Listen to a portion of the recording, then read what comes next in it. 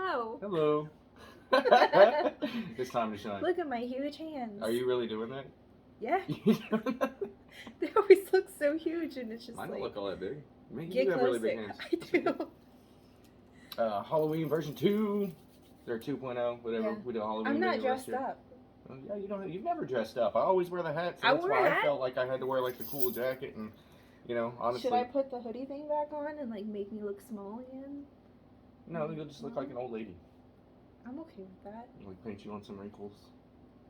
I earned these wrinkles. I already have them. They're right here. Yeah, I'm like, it's my goal that I'll have like happy wrinkles. Yeah. Like I don't mind the crow's feet if they start coming in. I don't have those. Yeah, I have the tired. Wear it tired's good. It's not good, but it's you might as well wear that battle scar. Yeah, I'm okay with it. Like aging, I'm fine. Probably tired because you've had a really long, like 3 or 4 months, which is about how long I think it's been since we put up any content at all or checked in we on our both people. have had a very long 3 or 4 months. It's been a little ridiculous, yeah. We definitely had to take a break. Yeah, we didn't want to be off screen for so long, but we were kind of just managing our own selves, I guess, in a more healthy way than Tom Brady has. Man, I'm just football brain. I don't understand any of it. Tom Brady had to step away, man. He had to try to manage his life, and he was like, "No, football's more important to me." And now he's like lost his entire family, which I think is horrible.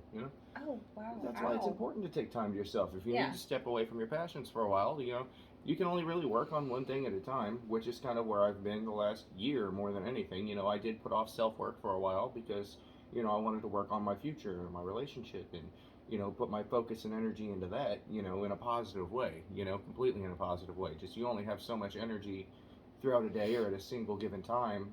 So where you direct that energy is very important. You have to direct it on what's most important to you at that point in time. Mm-hmm. And I think we've both been doing that for a while with our lives in general and just trying to reorganize everything. I've made a lot of major changes, which I'm still definitely dealing with. Like, it's been a lot. It's been stressful. It's been painful. It's hurt.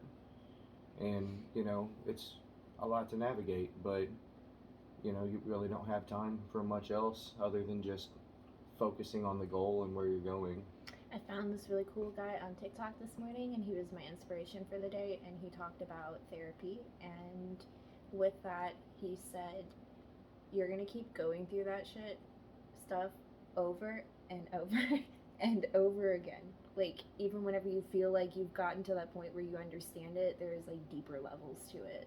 And it gave me peace to hear that, because sometimes whenever I get back in my cycles, I'm like, man, I thought I worked through this already. Yeah. But, like, I'm finally getting to the point where I give myself grace for, like, going back into that, because it just means that I'm ripping it apart again, and I'm able to dissect it, and then I can put it back together into something that's, like, more than it was the last time I ripped it apart. Right. It's easier to get there, too, when you're more familiar with what your brain is going to put you through, or, whatever it is. I mean, it sounds like, we're attacked by our own mental image, but I think most of us are most of the time. It's because a lot of us live in the egoic mind, and what I've been practicing is more like being in the present, and like a lot of letting go of that egoic mind. So I've been stepping back into shadow self-work, tapping into my unconscious mind, and figuring out why I have behaviors and patterns that keep repeating. And the way I'm able to do that is by self-reflecting, taking a break from this for months.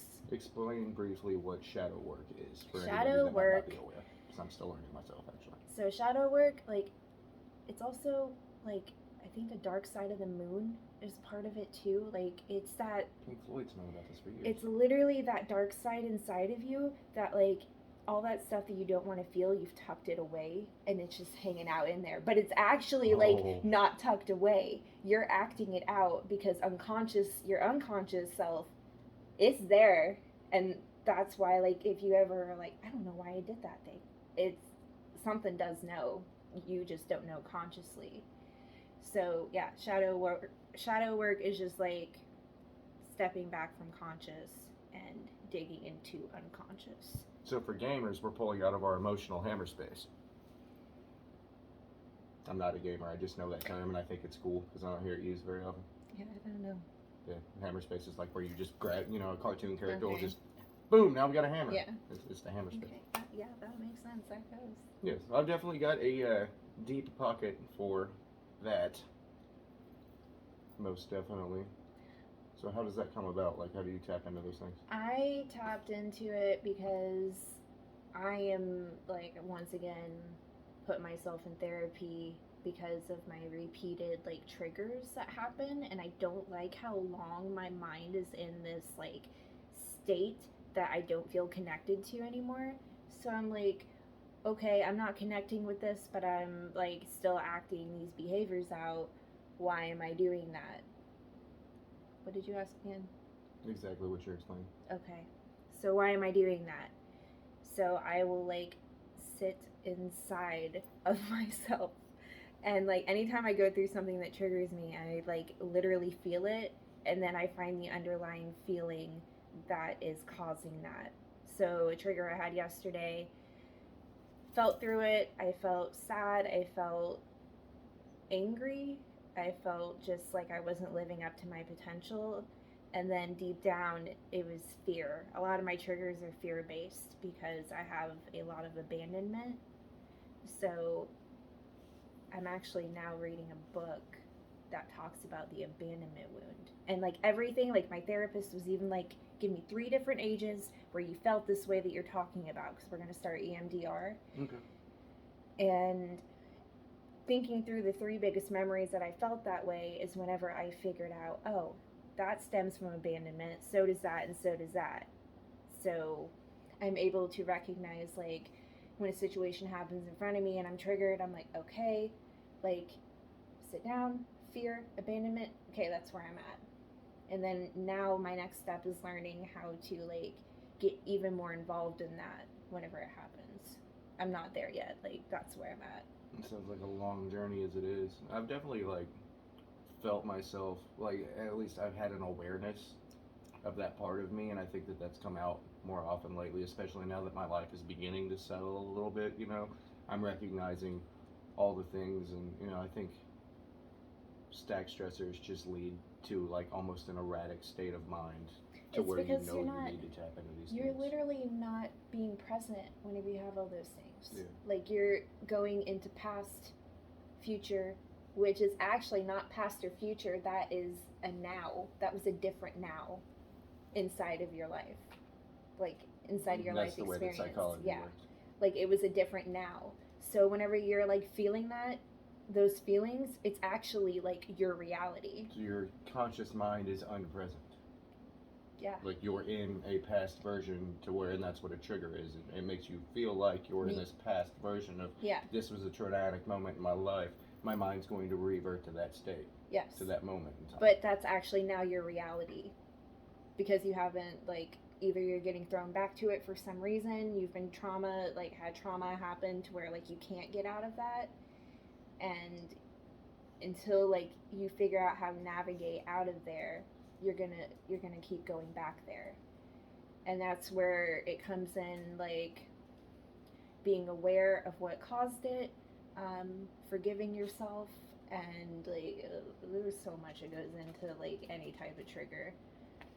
Just bringing yourself peace with your own situation, yes. Being present in where you are. This is what's important. These are the things that I'm doing today. This is what I'm up to. That's where I have to be. I have to let go of everything behind me and just focus on now, because now is what matters. That's why you are where you are. You brought yourself to where you're at. And if it's not something that you can necessarily change, like if you've thought about it from every angle, then why keep holding on to it? Because it's not serving you anymore. Right. So it's actually like, if you don't control your mind controls you. So at that point, you have to tell yourself, it's okay that I can let this go now. Like, I have thought every angle of it, and it's not serving me. And it's like, you can actually literally switch your mind. Like, you can turn off a light switch in your brain. Mm-hmm. You can turn off that energy thought pattern and move on. Just the awareness. You literally, and the comfortability with doing it. You consciously have to do that. You have to redirect yourself. Working with Alzheimer's patients like we did. Oh, yes. Think of it like that. You would redirect them, you redirect yourself. And that's how I work with my brain. Beautiful. And I think shadow work has been an excellent topic to pick so close to Halloween. That just worked out really well. Yeah. So I'm totally rolling with that. That was on purpose. We meant to do that.